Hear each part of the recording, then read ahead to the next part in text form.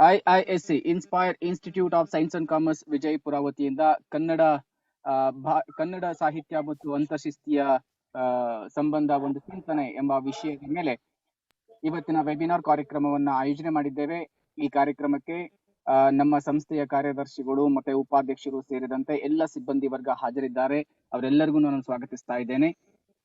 ಇವತ್ತಿನ ಕಾರ್ಯಕ್ರಮದ ಮುಖ್ಯ ಅತಿಥಿಗಳಾಗಿ ಸಂಪನ್ಮೂಲ ವ್ಯಕ್ತಿಯಾಗಿ ಬಂದಿರತಕ್ಕಂತಹವರು ನಮ್ಮ ನಾಡಿನ ಹಿರಿಯ ಕವಿ, ಜೀವಪರ ಕವಿ, ಸ್ನೇಹಿತರಾದಂತಹ ಶ್ರೀಯುತ ವಾಸುದೇವ್ ನಾಡಿಗ್ ಸರ್ ಅವರು. ಇವರ ಸಂಕ್ಷಿಪ್ತ ಪರಿಚಯದೊಂದಿಗೆ ಕಾರ್ಯಕ್ರಮವನ್ನ ಶುರು ಮಾಡೋಣ. 1994ರಿಂದ 1998ರವರೆಗೆ ದಾವಣಗೆರೆ ಶ್ರೀ ತರಳುಬಾಳು ಕಾಲೇಜು ಮತ್ತು ಪ್ರೌಢಶಾಲೆಯಾಗಿ ಶಾಲೆಯಲ್ಲಿ ಕನ್ನಡ ಅಧ್ಯಾಪಕರಾಗಿ ಸೇವೆಯನ್ನ ಸಲ್ಲಿಸಿದ್ದಾರೆ. ಅನಂತರ 2004ರಿಂದ 2012ರವರೆಗೆ ಜವಾಹರ ನವೋದಯ ವಿದ್ಯಾಲಯ ಎನಿಗದಲೆ ಚಿಂತಾಮಣಿ ಇಲ್ಲಿ ಕನ್ನಡ ಉಪನ್ಯಾಸಕರಾಗಿ ಸೇವೆಯನ್ನ ಸಲ್ಲಿಸಿದ್ದಾರೆ. ಅನಂತರ ಉತ್ತರ ಪ್ರದೇಶದ ಜಲೌನ್ ಜಿಲ್ಲೆಯ ವರೈ ಜವಾಹರ್ ನವೋದಯ ವಿದ್ಯಾಲಯದಲ್ಲಿ ಕನ್ನಡ ಅಧ್ಯಾಪಕರಾಗಿ ಸೇವೆಯನ್ನ ಸಲ್ಲಿಸಿದ್ದಾರೆ.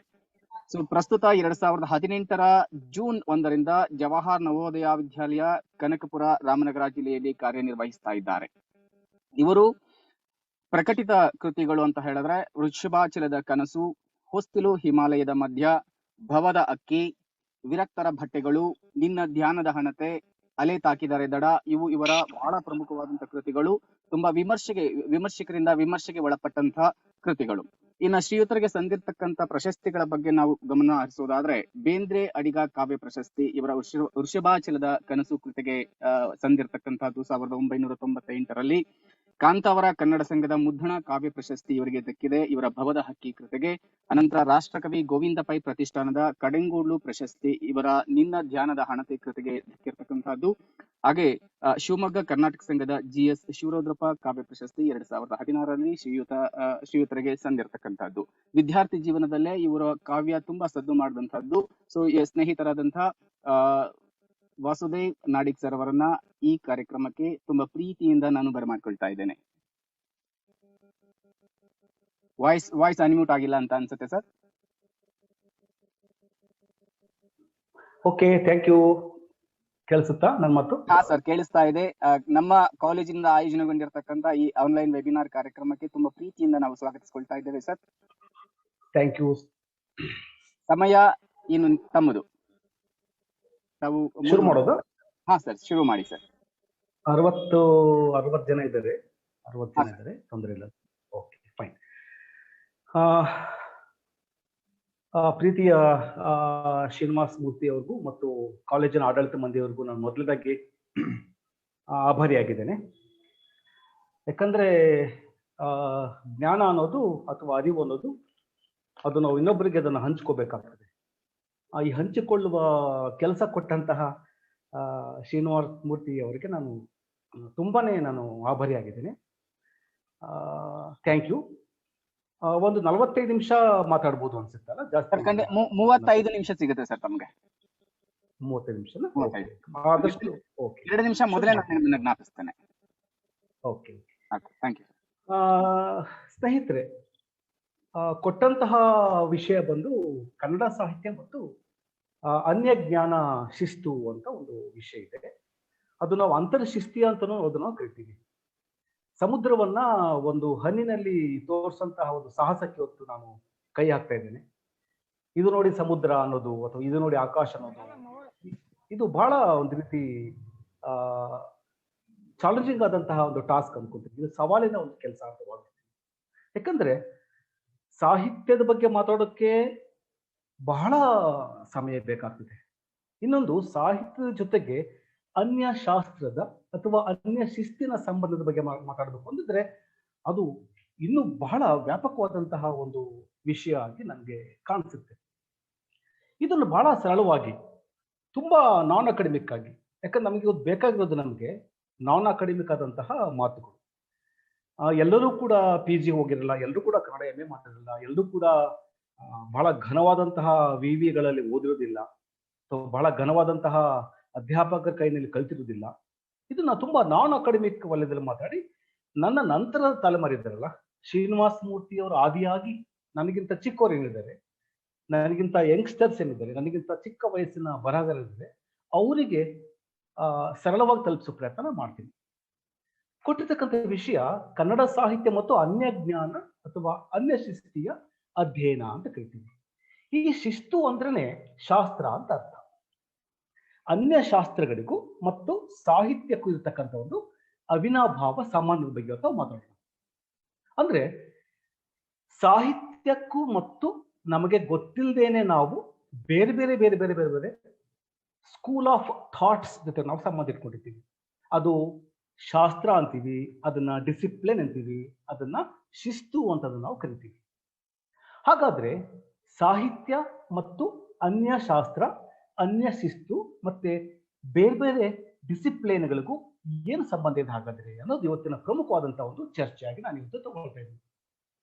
ಸ್ನೇಹಿತರೆ, ಸಾಹಿತ್ಯದ ರಚನೆ ಅನ್ನೋದು ಅಥವಾ ಕ್ರಿಯೇಟಿವ್ ರೈಟಿಂಗ್ ಅನ್ನೋದು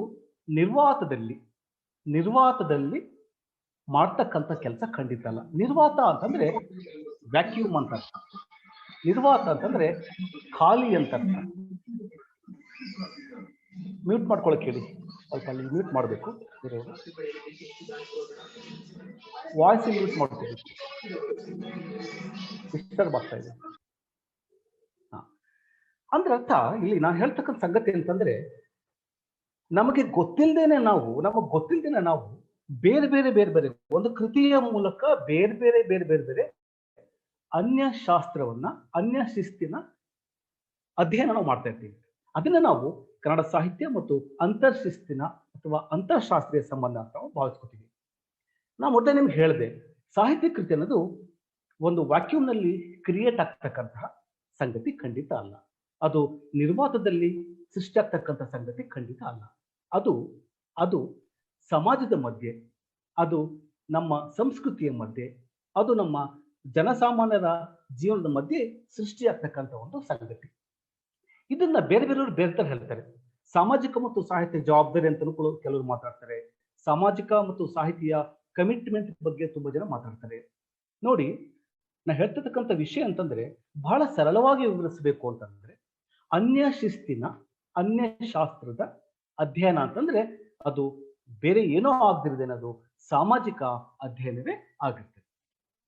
ಉದಾಹರಣೆಗಾಗಿ ಕನ್ನಡ ಸಾಹಿತ್ಯಕ್ಕೂ ಮನಃಶಾಸ್ತ್ರಕ್ಕೂ ಇರುವ ಸಂಬಂಧ, ಕನ್ನಡ ಸಾಹಿತ್ಯಕ್ಕೂ ಮತ್ತು ಭಾಷಾಶಾಸ್ತ್ರಕ್ಕೂ ಇರ್ತಕ್ಕಂಥ ಸಂಬಂಧ, ಕನ್ನಡ ಸಾಹಿತ್ಯಕ್ಕೂ ಮತ್ತು ಚರಿತ್ರೆಗೂ ಇರ್ತಕ್ಕಂಥ ಸಂಬಂಧ, ಕನ್ನಡ ಸಾಹಿತ್ಯಕ್ಕೂ ಮತ್ತು ಪುರಾಣಕ್ಕೂ ಇರ್ತಕ್ಕಂಥ ಸಂಬಂಧ, ಕನ್ನಡ ಸಾಹಿತ್ಯ ಶೈಲಿ, ಕನ್ನಡ ಸಾಹಿತ್ಯ ಭಾಷಾಶಾಸ್ತ್ರ, ಕನ್ನಡ ಸಾಹಿತ್ಯ ಮನೋವಿಜ್ಞಾನ.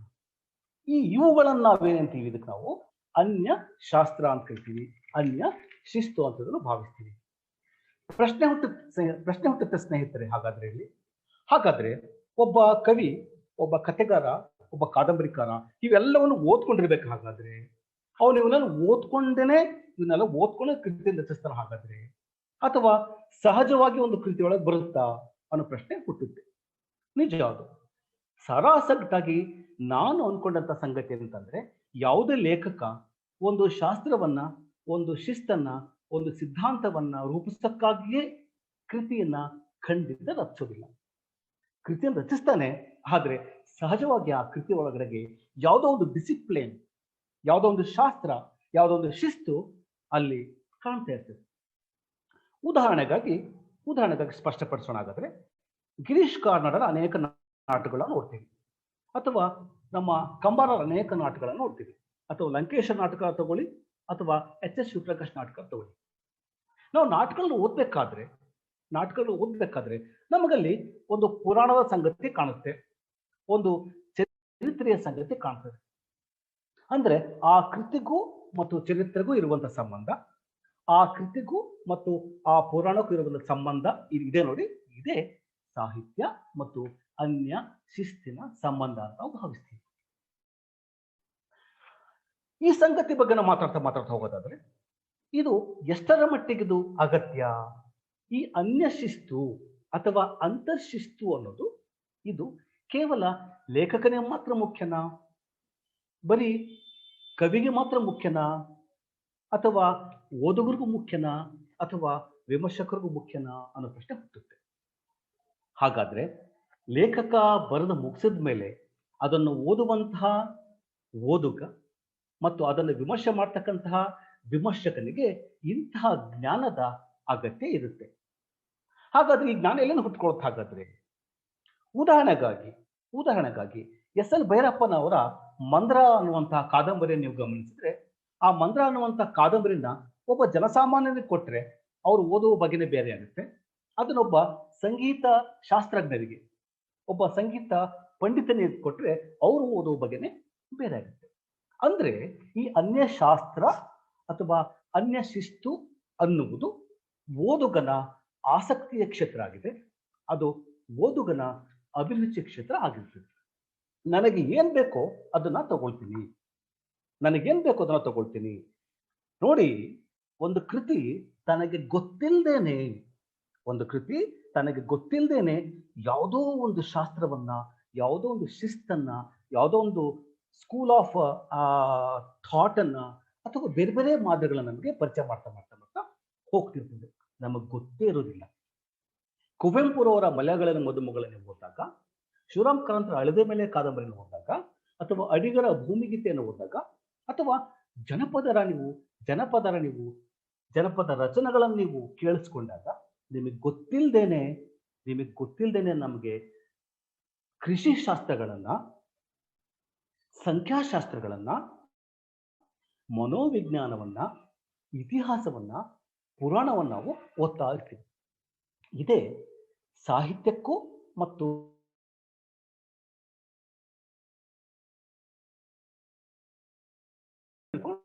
ಸ್ಪಷ್ಟಪಡ್ತಾ ಹೋಗ್ತೀವಿ. ನಾನು ಹಾಗಾದ್ರೆ ನಿಮಗೆ ಒಂದು ಕೃತಿ ಇದೆ,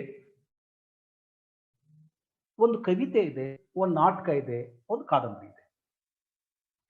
ಈ ಕಾದಂಬರಿಯನ್ನು ನಾವು ಹೇಗೆ ಓದ್ಕೋಬೇಕಾಗಾದ್ರೆ, ಈ ಕಾದಂಬರಿಯನ್ನು ಹೇಗೆ ನಾವು ಪ್ರವೇಶ ಪಡಿಬೇಕು ಅಂತ ಪ್ರಶ್ನೆ ಹುಟ್ಟುತ್ತೆ. ಎರಡು ಥರದಲ್ಲಿ ನಾವು ಪ್ರವೇಶ ಪಡಿಬಹುದು. ಒಂದು ಟೆಕ್ಸ್ಟ್ ಓರಿಯೆಂಟೆಡ್ ರೀಡಿಂಗ್ ಅಂತ ಕರಿತೀವಿ. ಟೆಕ್ಸ್ಟ್ ಓರಿಯೆಂಟೆಡ್ ರೀಡಿಂಗ್, ಪಠ್ಯಕ್ಕೆ ಸೀಮಿತವಾದಂತಹ ಓದು ಅಂತ ಕರಿತೀವಿ. ಆ ಕೃತಿಯಲ್ಲಿ ಬರ್ತಕ್ಕಂತಹ ವಿವರಗಳು, ಅಲ್ಲಿಯ ಪಾತ್ರಗಳು, ಅಲ್ಲಿ ಹೆಂಗಿದೆ ಇಷ್ಟಕ್ಕೆ ನಿಂತು ಹೋಗ್ಬಿಡ್ತದೆ. ಪಠ್ಯ ಕೇಂದ್ರಿತ ಓದುವುದು. ಇನ್ನೊಂದಿದೆ ಸ್ನೇಹಿತರೆ, ಅದು ಸಮಾಜಶಾಸ್ತ್ರೀಯ ಓದು ಅಂತ ಕರಿತೀವಿ. ಅಂದ್ರೆ ಸೋಷಿಯಲಿಸ್ಟಿಕ್ ಓದ್ತಾ ಹೋಗೋದನ್ನ, ಕೃತಿಯ ಆಚೆಗೆ ಓದ್ತಾ ಹೋಗೋದು. ಕೃತಿಯ ಆಚೆಗೆ ಅಂತಂದ್ರೆ ಕೇವಲ ನಮ್ಮ ಚಿಂತನೆಗಳನ್ನ, ನಮ್ಮ ಆಲೋಚನೆಗಳನ್ನ ಕೇವಲ ನಾವು ಕೃತಿಗಷ್ಟೇ ಮೀಸಲಾಗಿಡ್ದೇನೆ ಕೃತಿಯ ಆಚೆಗೆ ಹೋಗಿ ಸಮಾಜ, ಧರ್ಮ, ತತ್ವ, ಆದರ್ಶ, ಮನೋವಿಜ್ಞಾನ, ವಿಜ್ಞಾನ, ಖಗೋಳಶಾಸ್ತ್ರ, ಸಂಗೀತ, ತರ್ಕ ಇವುಗಳ ಜೊತೆಗೆ ನಾವು ಮೇಳೈಸ್ತೀವಿ ನೋಡಿ, ಇವುಗಳ ಜೊತೆಗೆ ಅದನ್ನು ನಾವು ಕೂಡಿಸ್ತೀವಿ ನೋಡಿ, ಅದು ಇಂಟರ್ ರಿಲೇಷನ್ ಅಂತ ಕರಿತೀವಿ. ಇದು ನಾವು ಅಂತರ್ ಶಿಸ್ತು ಅಂತ ಕರಿತೀವಿ. ಉದಾಹರಣೆಗಾಗಿ ಬೇಂದ್ರೆ ಅವರ ಒಂದು ಪದ್ಯ ನಾನು ಅಂತ ಒಂದು ಪದ್ಯ ಇದೆ. ಸುಮ್ಮನೆ ಗಮನಿಸಿ, ಬರ್ಕೊಳ್ಳಿ, ನಿಮಗೆ ಸಾಧ್ಯ ಗಮನಿಸಿ.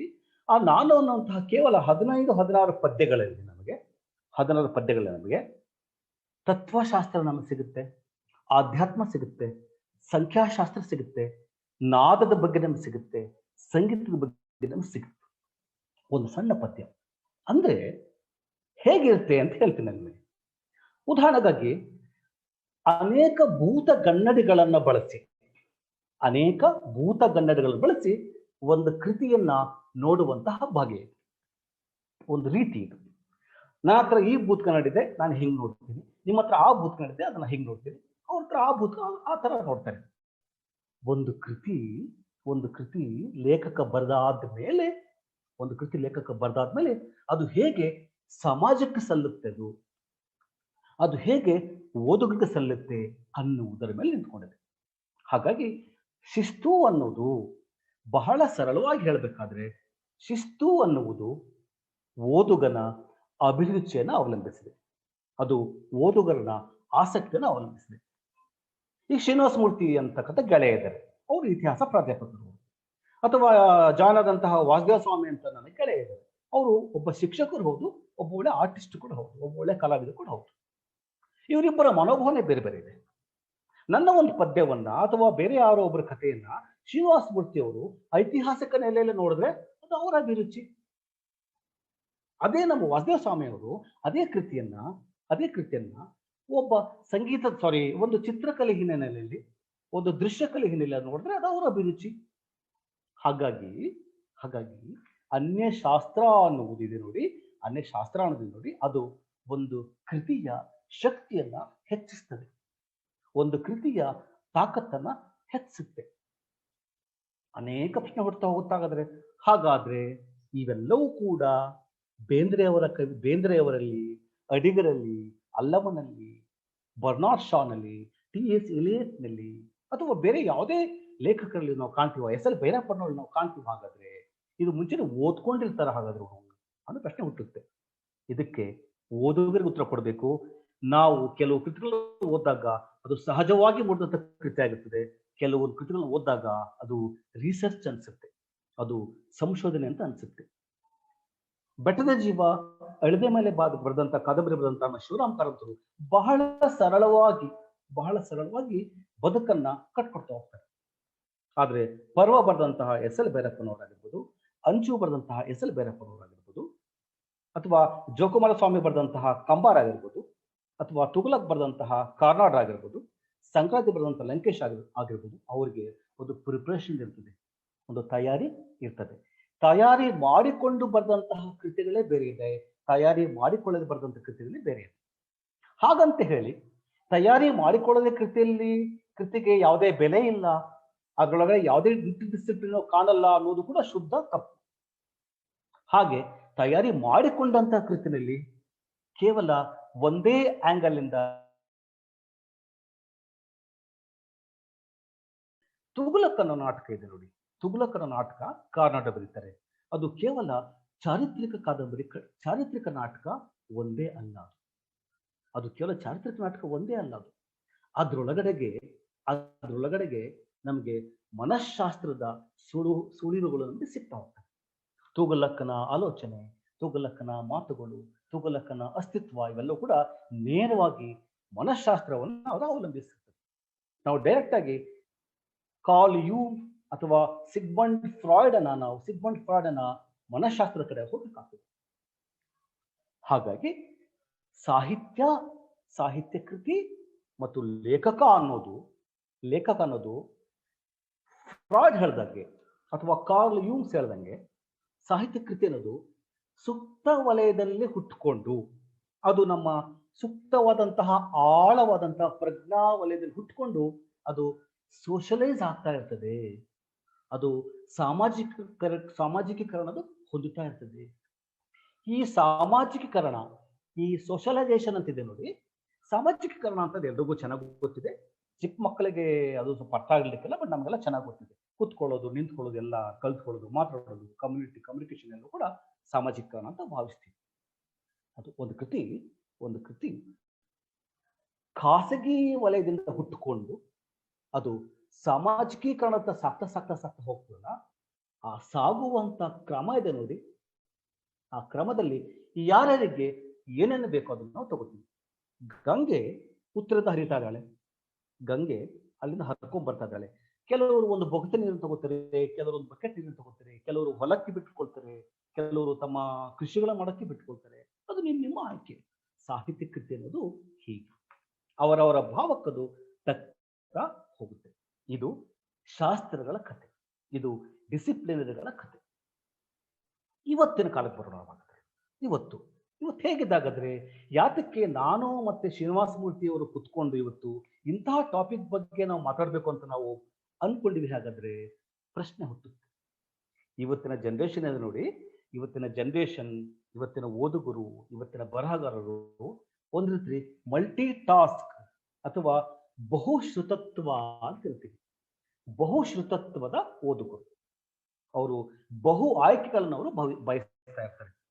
ಇವತ್ತು ನೋಡಿ, ಕೇವಲ ಪ್ರಾಥಮಿಕ ಶಾಲೆಯ ಶಿಕ್ಷಕ ಮಾತ್ರ ಇವತ್ತು ಸಾಹಿತ್ಯ ಓದ್ತಾ ಇಲ್ಲ. ಇವತ್ತು ಕೇವಲ ವಿವಿಗಳ ಅಧ್ಯಾಪಕರು ಮಾತ್ರ ಸಾಹಿತ್ಯ ಓದ್ತಾ ಇಲ್ಲ. ಇವತ್ತು ಒಬ್ಬ ಖಗೋಳ ವಿಜ್ಞಾನಿ ಕೂಡ ಸಾಹಿತ್ಯ ಓದ್ತಾ ಇರ್ತಾನೆ, ಒಬ್ಬ IT ಉದ್ಯೋಗಿ ಕೂಡ ಸಾಹಿತ್ಯವನ್ನ ಓದ್ತಾ ಇರ್ತಾನೆ, ಒಬ್ಬ ಸಂಗೀತಗಾರ ಕೂಡ ಓದ್ತಾ ಇರ್ತಾರೆ, ಒಬ್ಬ ಸೈಕ್ಯಾಟ್ರಿಕ್ ಕೂಡ ಸಾಹಿತ್ಯವನ್ನ ಓದ್ತಾ ಇರ್ತಾರೆ, ಒಬ್ಬ ಕಲಾವಿದ ಕೂಡ ಸಾಹಿತ್ಯವನ್ನು ಓದ್ತಾ ಇರ್ತಾರೆ. ಅಷ್ಟು ವಿಸ್ತಾರವಾಗಿ ಓದು ಇವತ್ತು ವಿಸ್ತರಿಸಿದೆ. ನೀವು ತೆಗೆದುಕೊಂಡಂತಹ ಕೃತಿಯ ಒಳಗಡೆಗೆ ಯಾವ ಯಾವ ಬಗೆಯ ಅನ್ಯ ಶಿಸ್ತುಗಳು, ಅನ್ಯ ಶಾಸ್ತ್ರಗಳು, ಥಾಟ್ಸ್ಗಳು, ತತ್ವಗಳು, ಆದರ್ಶಗಳು ಇದವೇ ಅಂತ ಹುಡುಕಾಟದ ಕೆಲಸವನ್ನ ನೀವೇ ಮಾಡಬೇಕಾಗ್ತದೆ. ಒಂದು ಕೃತಿ ಗೆಲ್ಲೋದೆ ಹೀಗೆ ಅಂತ ನಾನು ಭಾವಿಸ್ತೀನಿ. ಮುಂದಕ್ಕೆ ಹೋಗ್ತೀನಿ ಹಾಗಾದ್ರೆ ಸ್ನೇಹಿತರೆ. ಹಾಗಾದ್ರೆ ಅನ್ಯಶಾಸ್ತ್ರೀಯ ಅನ್ಯಶಿಸ್ತೀಯ ಅಧ್ಯಯನ ಅಂತ ನಾವು ಭಾವಿಸ್ತೀವಲ್ಲ ನಾವೆಲ್ಲ, ಇದು ಕೇವಲ ಆಧುನಿಕ ಸಾಹಿತ್ಯದ ಒಂದು ಕೊಡುಗೆನ ಹಾಗಾದ್ರೆ ಇದು ಮಾಡರ್ನ್ ಎಜುಕೇಶನ್, ಮಾಡರ್ನ್ ಲಿಟರೇಚರ್ ಮತ್ತು ಮಾಡರ್ನ್ ಕ್ರಿಟಿಸಿಸಮ್ಗಳ, ರಿಚರ್ಡ್ಸ್ ಆಗಿರ್ಬೋದು, ಟಿ.ಎಸ್. ಎಲಿಯಟ್ ಆಗಿರ್ಬೋದು, ಅವರಿಂದ ಬಂದಂತಹ ಒಂದು ಮಾದರಿಯ ಸಾಹಿತ್ಯನ ಹಾಗಾದ್ರೆ, ಒಂದು ಮಾದರಿಯ ವಿಮರ್ಶನ ಹಾಗಾದ್ರೆ ಅಂತ ನಮಗೆ ಇಲ್ಲ, ಖಂಡಿತ ಸುಳ್ಳು. ನಿಮಗೆ ಅಚ್ಚರಿ ಆಗುತ್ತೆ ಸ್ನೇಹಿತರೆ. ನಾವಿವತ್ತೇನು ಕುತ್ಕೊಂಡು ಸಬಾಲ್ಟರ್ನ್ ಸ್ಟಡೀಸ್ ಅಂತ ಕರಿತಿದೀವಿ, ಮಲ್ಟಿ ಡಿಸಿಪ್ಲಿನರಿ ಸ್ಟಡೀಸ್ ಅಂತ ಕರಿತಿದೀವಿ. ಇವತ್ತು ನಾವು ಕಲ್ಚರಲ್ ಸ್ಟಡೀಸ್ ಅಂತ ಕರಿತಿದೀವಿ. ಇವತ್ತು ನಾವು ಒಂದು ಪದ್ಯ, ಒಂದು ಗದ್ಯ, ಒಂದು ಕಥೆ, ಒಂದು ನಾಟಕ ಯಾವ ಯಾವ ಆಯಾಮಗಳಲ್ಲಿ ತೆರೆದುಕೊಳ್ಳುತ್ತದೆ ಅಂತ ನಾವು ಅಧ್ಯಯನ ಮಾಡ್ತೀವಲ್ವಾ, ಈ ಅಧ್ಯಯನ ಇದೆ ನೋಡಿ, ಇದು ಇತ್ತೀಚಿನ ಸಂಗತಿ ಅಲ್ಲ. ಇದು ಕನ್ನಡ MA ಮಾಡ್ತಾನೆ, ಕನ್ನಡ ಸ್ನಾತಕೋತ್ತರ ಪದವಿ ಓದ್ತಾರೆ ಅವರು, ಅಥವಾ ಹವ್ಯಾಸ ಕನ್ನಡ ಓದ್ತಿರ್ತಕ್ಕಂಥವ್ರು, ಭಾರತೀಯ ಕಾವ್ಯ ಮೀಮಾಂಸೆ ಅನ್ನುವಂಥ ಕೃತಿಯಲ್ಲೂ ಕೂಡ ಇದು ಪ್ರಸ್ತಾಪ ಆಗ್ತದೆ ಸ್ನೇಹಿತರೆ. ನೋಡಿ, ಆಗ್ಲೇನೆ ಭಾರತೀಯ ಕಾವ್ಯ ಮೀಮಾಂಸಕರು ರಾಜಶೇಖರ, ಕುಂತಕ, ದಂಡಿ, ಭರತ, ವಾಮನ, ಲೊಲ್ಲಟ, ಕುಂತುಕ ಅಂತ ಇದಾರಲ್ಲ, ಭಾರತೀಯ ಕಾವ್ಯಮೀಮಾಂಸಕರು ಕಾವ್ಯಮೀಮಾಂಸೆ ಬಗ್ಗೆ ಚರ್ಚೆ ಮಾಡಿದ್ರು. ಅವರು ಕೂಡ 1000 ವರ್ಷಗಳ ಹಿಂದೆನೆ ಇದ್ರ ಬಗ್ಗೆ ಚರ್ಚೆನ ಮಾಡ್ತಾರೆ.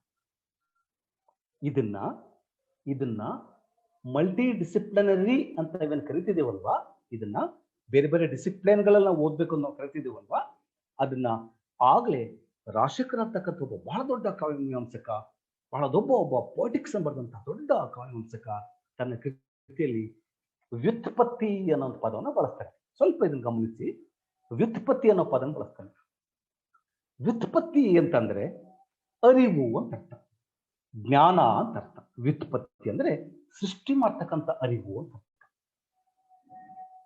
ಅವನು ತನ್ನ ಕಾವ್ಯವಂಶನಲ್ಲಿ ಕವಿಗೆ ಬೇಕಾದಂತಹ ಬೇರೆ ಬೇರೆ ಬೇರೆ ಬೇರೆ ಪರಿಕರಗಳ ಬಗ್ಗೆ ಪಟ್ಟಿ ಮಾಡ್ತಾ ಹೋಗ್ತಾನೆ.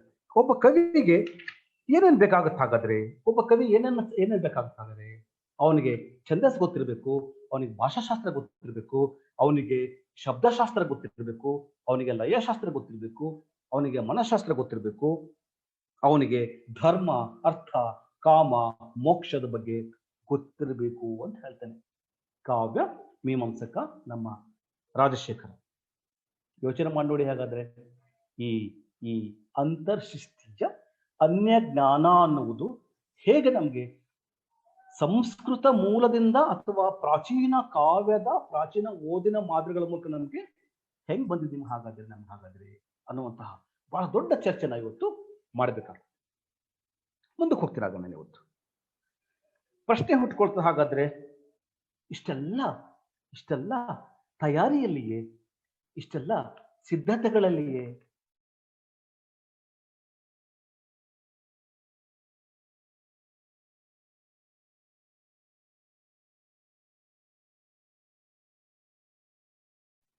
ಇದಕ್ಕೆ ಏಕಮೇವ ಉತ್ತರ ಅಂತಂದ್ರೆ, ನಮ್ಮಲ್ಲಿ 2 ಥರ ಬರಹಗಾರನ ಕಾಣ್ತೀವಿ. ಈ 2 ಥರ ಬರಹಗಾರನ ಕಾಣ್ತೀವಿ. ಒಬ್ಬ ಬರಹಗಾರರು ಸಿದ್ಧಾಂತಕ್ಕಾಗಿಯೇ, ತತ್ವಕ್ಕಾಗಿಯೇ, ಅನ್ಯ ಶಾಸ್ತ್ರಗಳನ್ನ ಬಿಂಬಿಸೋದಕ್ಕಾಗಿಯೇ ಸಾಹಿತ್ಯ ಕೃತಿಗಳನ್ನ ಬರೆಯೋರು ನಮ್ಮಲ್ಲಿ ಕೆಲವರು ಇದ್ದಾರೆ. ನೀವು ಬರ್ಟಾಲ್ಟ್ ಬ್ರೆಕ್ಟ್ನ ಸಮಾಜವಾದಿ ಪದ್ಯಗಳು ಅಂತ ನೀವು ಪುಸ್ತಕ ಓದಿದಾಗ, ಅಥವಾ ಮಾರ್ಕ್ಸಿಸ್ಟ್ ಅಂತಕ್ಕಂಥ ಪದ್ಯಗಳನ್ನು ಓದಿದಾಗ, ಅಥವಾ ಮ್ಯಾಕ್ಸಿಮ್ ಗಾರ್ಕಿ ಅವರ ತಾಯಿ ಮದರ್ ಅನ್ನುವಂತಹ ಕಾದಂಬರಿಯನ್ನು ಓದಿದಾಗ, ಅಥವಾ ನಮ್ಮ ನಿರಂಜನರ ಚಿರಸ್ಮರಣೆ ಮೃತ್ಯುಂಜಯಗಳನ್ನು ಓದಿದಾಗ, ಅಥವಾ ಬಸವರಾಜ ಕಟ್ಟಿಮನಿಯವರ ಅನೇಕ ಕಾದಂಬರಿಗಳನ್ನು ಓದಿದಾಗ, BL ವೇಣು, ತರಾಸು, ಅನಕರೂರವರ ದುರ್ಗಾಸ್ತಮಾನದಂತಹ ಅನೇಕ ಕಾದಂಬರಿಗಳು ಓದಿದಾಗ, ಒಂದು ಸಿದ್ಧಾಂತಕ್ಕಾಗಿ, ಒಂದು ಶಾಸ್ತ್ರಕ್ಕಾಗಿ, ಒಂದು ಡಿಸಿಪ್ಲಿನ್ಗಾಗಿಯೇ ಈ ರಚಿಸಿದ್ದಾರೆ ಅಂತ ನಾವು ನೇರವಾಗಿ ಹೇಳ್ಬೋದು. ಇನ್ನೂ ಕೆಲವು ಕವಿಗಳಿದ್ದಾರೆ, ಸಾಹಿತಿಗಳಿದ್ದಾರೆ.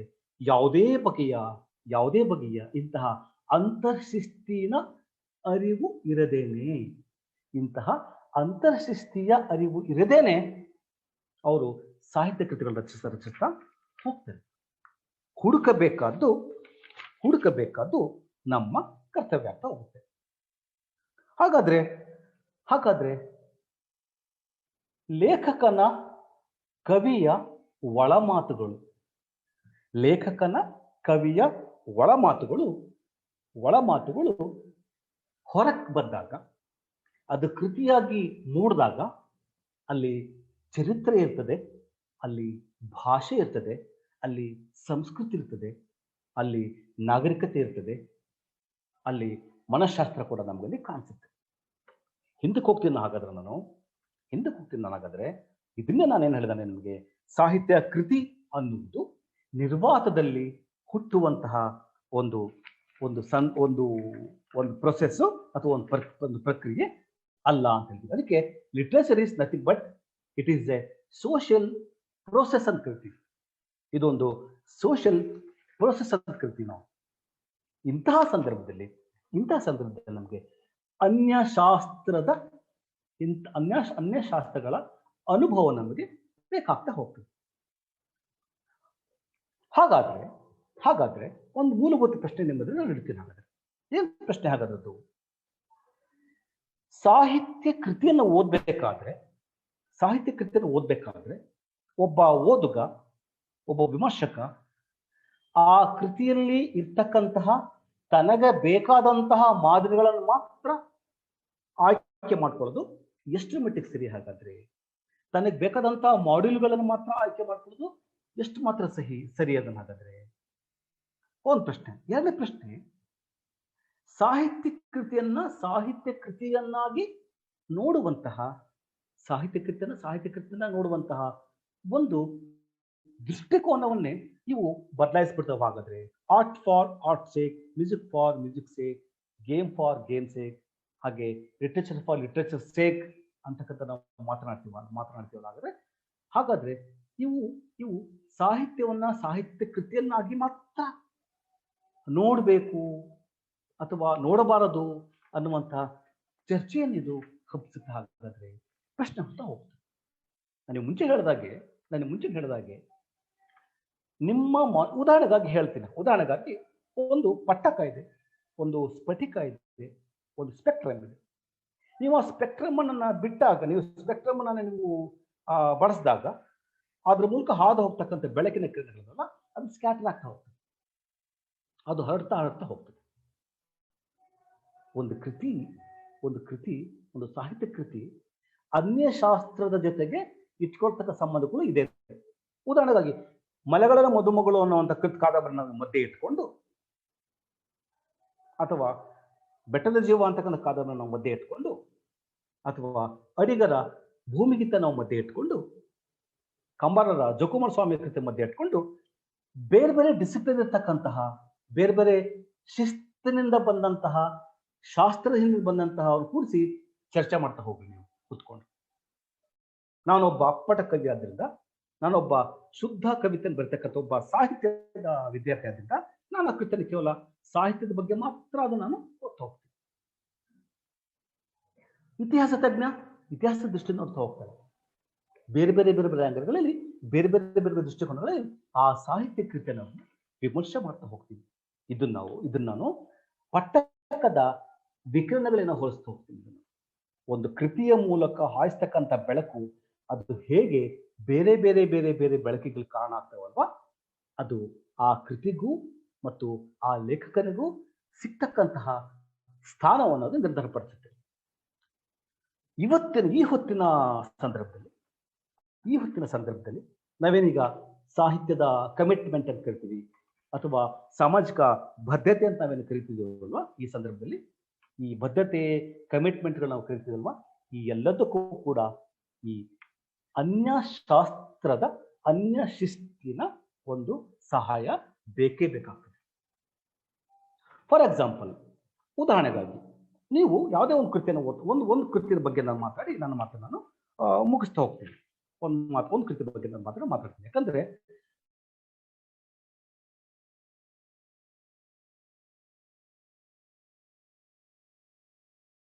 ಬಂದಂತಹ ಕೃತಿಗಳನ್ನ ಚರ್ಚೆ ಮಾಡ್ತಾ ಹೋದ್ರೆ ಬಹಳಷ್ಟು ಸಮಯ ತಗೋತಾ ಹೋಗ್ತದೆ, ಬಹಳಷ್ಟು ಸಮಯ ನಮ್ಗೆ ಬೇಕಾಗ್ತದೆ. ಒಂದು ಕೃತಿ ಬಗ್ಗೆ ಮಾತಾಡಿ ನಾನು ಮಾತನ್ನ ಮುಗಿಸ್ತೀನಿ. ನಾನು ಇವತ್ತಿಗೂ ಕಾಡ್ತಕ್ಕಂತಹ ಲೇಖಕರು 3 ಜನ ಲೇಖಕರು ನನಗಿದ್ದಾರೆ. ಒಬ್ರು ಶಾಂತಿನಾಥ ದೇಸಾಯಿ ಅಂತಕ್ಕಂತಹ ಕಥೆಗಾರ ಮತ್ತು ಕಾದಂಬರಿಕಾರರ, ಇನ್ನೊಬ್ರು ಯಶವಂತ ಚಿತ್ತಾಲ ಅಂತಕ್ಕಂಥ ಒಬ್ಬ ಅದ್ಭುತವಾದಂತಹ ಕಾದಂಬರಿಕಾರ ಮತ್ತು ಕಥೆಗಾರ, ಹಾಗೆ ಎಸ್.ಎಲ್. ಭೈರಪ್ಪ ಅಂತಕ್ಕಂಥ ಕಾದಂಬರಿಕಾರ, ಮತ್ತು ಇವರಿಗಿಂತ ಹಿಂದಿರ್ತಕ್ಕಂಥ ಬಹಳ ದೊಡ್ಡ ಪರಂಪರೆ ಕಟ್ಟಿಕೊಂಡಂತಹ ನಮ್ಮ ಶಿವರಾಮ್ ಕಾರಂತರ ಕೃತಿಗಳನ್ನು ಗಮನಿಸೋಣ. ಉದಾಹರಣೆಗಾಗಿ ಒಂದು ಕೃತಿಯನ್ನು ಹೇಳ್ಬಿಟ್ಟು, ಒಂದು ಕೃತಿಯಲ್ಲಿ ಹೇಗೆ ಹೇಗೆ ಹೇಗೆ ಹೇಗೆ ಈ ಬೇರೆ ಬೇರೆ ಇಂಟರ್ ಡಿಸಿಪ್ಲಿನರಿಗಳನ್ನ, ಅಂತರ್ಶಿಸ್ತುಗಳನ್ನ ನಾವು ಹೇಗೆ ಕಾಣ್ಬೋದು ಅನ್ನೋದು ಒಂದು ಕೃತಿ ಬಗ್ಗೆ ಮಾತಾಡಿ.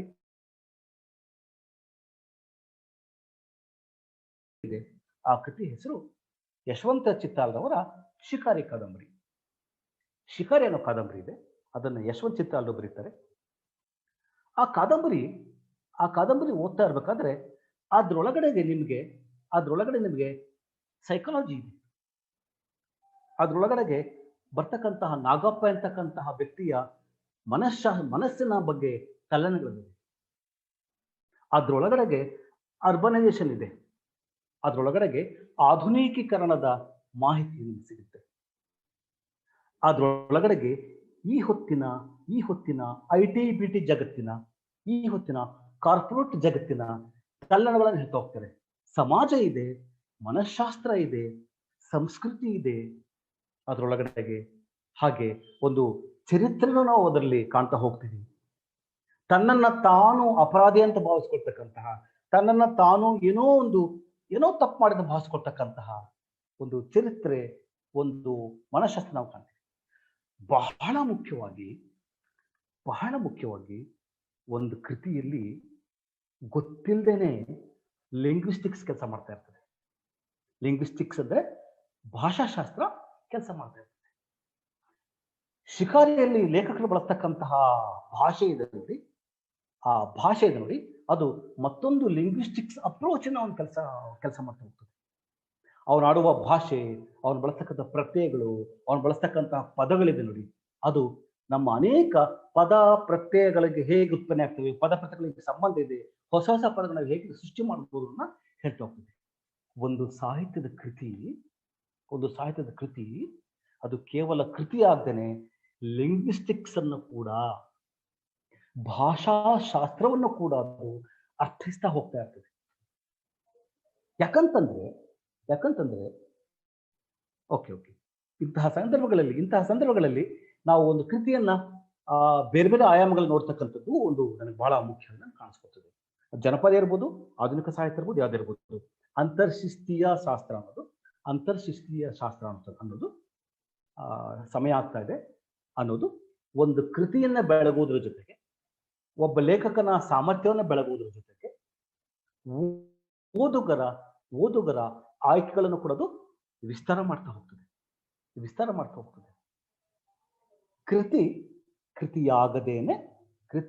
ಕೃತಿಯಾಗದೇನೆ ಅದು ಒಂದು ಸಮಾಜದ ಆಸ್ತಿ, ಒಂದು ಸಮಾಜದ ಪ್ರಾಪರ್ಟಿ ಆಗುತ್ತೆ ಅನ್ನೋದನ್ನ ಕಲಿಸಿಕೊಟ್ಟಂತಹ ಬಹಳ ದೊಡ್ಡ ಶಾಖೆ ಅಂತಂದ್ರೆ, ಬಹಳ ದೊಡ್ಡ ಅಧ್ಯಯನ ಅಂತಂದ್ರೆ ಅನ್ಯ ಶಾಸ್ತ್ರೀಯ ಅಧ್ಯಯನಗಳು, ಅನ್ಯ ಶಿಸ್ತೀಯ ಅಧ್ಯಯನ. ಸ್ನೇಹಿತರೆ, ಸಮಯ ಆಗ್ತಾ ಇದೆ. ಸಮಯನೂ ತುಂಬಾ ಸಮಯ ಬೇಕಾಗುತ್ತೆ. ಒಂದೊಂದು ಶಿಸ್ತಿನ ಬಗ್ಗೆ 1 ಗಂಟೆ 2 ಗಂಟೆ ಮಾತಾಡ್ಬೋದು, ಒಂದು ಕೃತಿ ಇಟ್ಕೊಂಡೆ ನಾವು ಮಾತಾಡ್ಬೋದು. ಆದ್ರೆ ಸಮಯದ ಅಭಾವದಿಂದ ನಾನು ಬಹಳ ಸಂಕ್ಷಿಪ್ತವಾಗಿ ನಿಮಗೆ ಅರ್ಥ ಆಗಿದೆ ಅಥವಾ ಚರ್ಚೆಯನ್ನ ನಿಮಗೆ ಅದು ಸ್ವಲ್ಪ ಮಟ್ಟಿಗಾದ್ರೂ ಅದ್ರ ಬಗ್ಗೆ ನಾವು ಮಾತಾಡಬಲ್ಲೆವು ಅಂತ ಅನ್ಸಿದೆ ಅಂತಂದ್ರೆ, ಒಂದು ಕೃತಿಯನ್ನ ಓದೋದಕ್ಕೆ ನಿಮ್ಗೆ ಆಸಕ್ತಿ ಹುಟ್ಟಿದೆ ಅಂತಂದ್ರೆ, ಒಂದು ಕೃತಿ ಕೊಡ್ತಕ್ಕಂಥ ಬೇರೆ ಬೇರೆ ಆಯಾಮಗಳ ಬಗ್ಗೆ ನಿಮಗೆ ಆಸಕ್ತಿ ಹುಟ್ಟಿಸಿದೆ ಅಂತಂದ್ರೆ, ನನ್ನ ಈ ಮಾತುಗಳು, ನನ್ನ ಈ ಚಿಂತನೆಗಳು, ನನ್ನ ಈ ಒಂದು ಸಣ್ಣ ಶ್ರಮ ಸಾರ್ಥಕ ಅಂತ ನಾನು ಭಾವಿಸ್ತೀನಿ. ಮತ್ತೊಮ್ಮೆ ಸಿಗೋಣ, ಮತ್ತೊಂದ್ಸರಿ ಅವಕಾಶ ಸಿಕ್ಕ ಮತ್ತಷ್ಟು ಜಾಸ್ತಿ ಮಾತಾಡೋಣ. ಇಲ್ಲಿಗೆ ನಾನು ಸಮಯದ ಅಭಾವದಿಂದ ನಾನು ತುಂಬಾ ಮಾತಾಡಬೇಕಿತ್ತು, ಆದ್ರೆ ಸಮಯದ ಅಭಾವದಿಂದ ನಾನು ಮಾತಾಡಕ್ ಆಗ್ತಾ ಇಲ್ಲ. ಇಂತಹ ಒಂದು ಶಿಸ್ತು, ಇಂತಹ ಒಂದು ಶಾಸ್ತ್ರದ ಮೂಲಕ ನೀವು ಕೃತಿಯನ್ನ ನೋಡಿ. ಆವಾಗ ಮಾತ್ರ ಆ ಕೃತಿಗೆ ಅರ್ಥ ಸಿಗುತ್ತೆ ಅಂತ ಭಾವಿಸ್ತಾ ಈ ಅವಕಾಶ ಕೊಟ್ಟಂತಹ ನನ್ನ ಎಲ್ಲ ಗೆಳೆಯರಿಗೆ ನಾನು ಮತ್ತೊಮ್ಮೆ ಆಭಾರಿಯಾಗಿದ್ದೀನಿ. ಎಲ್ರಿಗೂ ನಮಸ್ಕಾರ. Thank you so much sir. ನಿಮ್ಮ ಅಮೂಲ್ಯವಾದ ಸಮಯವನ್ನ ನಮಗೋಸ್ಕರ ಕೊಟ್ಟಿದ್ದೀರಾ. ಅದರಲ್ಲೂ ಯಶವಂತ ಸಿತ್ತಾಲರ ಶಿಕಾರಿಯನ್ನ ಇಲ್ಲಿ ಪ್ರಸ್ತಾಪಿಸಿದ್ದು ಖುಷಿ ಅಂತ ಅನಿಸ್ತು ನನಗೆ. ಬಹಳ ಅದ್ಭುತವಾದಂತ ಪುಸ್ತಕ. ಸಾಕಷ್ಟು ಶಿಸ್ತುಗಳನ್ನ ಮೈಗೂಡಿಸ್ಕೊಂಡು ಬರೆದಿರತಕ್ಕಂತ ಒಂದು ಪುಸ್ತಕ. ಅದು ಸಾಹಿತ್ಯದ ನಿಜವಾದ ಅಭಿರುಚಿ ಇದ್ದವ್ರು ಓದಿದ್ರೆ ಮಾತ್ರನೇ ಅದು ತಲೆಗೆ ಹತ್ತಕ್ಕಂತ ಕೃತಿ. ಬಹಳ ಅದ್ಭುತವಾದಂತ ಕೃತಿ ಸರ್. ಸೊ ಈ ಒಂದು ವೆಬಿನಾರ್ ನಲ್ಲಿ ಭಾಗವಹಿಸಿದಂತ ಎಲ್ಲರಿಗೂ ಒಂದು ವಂದನೆಗಳನ್ನ ತಿಳಿಸಲಿದ್ದಾರೆ ನಮ್ಮ ಸಂಸ್ಥೆಯ ಉಪಾಧ್ಯಕ್ಷರಾದಂತಹ ಶ್ರೀಯುತ ಶಶಿಧರ್ ಸರ್ ಅವರು. ಧನ್ಯವಾದಗಳು. ಎಲ್ರಿಗೂ ನಮಸ್ಕಾರ. ಮುಖ್ಯವಾಗಿ ವಾಸುದೇವ್ ನಾಡಿಗ್ ಸರ್ ಶ್ರೇಷ್ಠ ಕವಿಗಳು. ಅವರ ಮಾತುಗಳಿಂದನೇ ಅವರ ಆಳವಾದ ಅಧ್ಯಯನ ಎಷ್ಟರ ಮಟ್ಟಿಗೆ ಇದೆ ಅಂತ ತಿಳಿಯುತ್ತೆ. ಇವತ್ತಿನ ದಿವಸ ಕನ್ನಡ ಸಾಹಿತ್ಯ ಮತ್ತು ಅನ್ಯ ಶಿಸ್ತಿನ ಸಂಬಂಧದ ಬಗ್ಗೆ ಬಹಳ ಅರ್ಥಪೂರ್ಣವಾಗಿ, ಬಹಳ ಸುದೀರ್ಘವಾಗಿ ನಮ್ಗೆಲ್ಲರಿಗೂ ತಿಳಿ ಹೇಳಿದ್ದೀರಾ. ನಾನು ಜಾಸ್ತಿ ಮಾತಾಡ್ಬೇಕಾಗಿತ್ತು, ಸಾಕಷ್ಟು ಪ್ರಶ್ನೆಗಳನ್ನು ಕೂಡ ಹಾಕೊಂಡೆ ನಾನು, ಆದರೆ ಸಮಯದ ಅಭಾವ ಬಹಳ ಇದೆ. ನೀವೊಂದು ಶಾಂತಿನಾಥ ದೇಸಾಯಿ ಅವರ ಪರಿಚಯ ಮಾಡಿದ್ರಿ. ಅವ್ರದ್ದೊಂದು ಕಾದಂಬರಿ